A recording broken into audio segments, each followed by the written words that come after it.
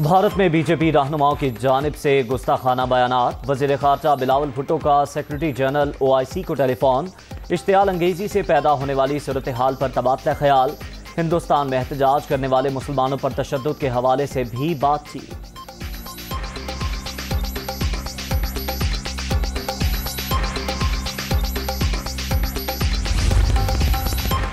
पाकिस्तान और चीन की आला फौजी क़यादत की बीजिंग में मुलाकात। पाकिस्तानी वफ़द की क़यादत army chief general Qamar Javed Bajwa ने की। आलमी और इलाकाई सिक्योरिटी की सूरत हाल पर तबादला ख्याल। दोनों ममालिक की मुसल्लह अफ़वाज के दरमियान बाहमी ताउन शानदार रहा। ISPR का ऐलान।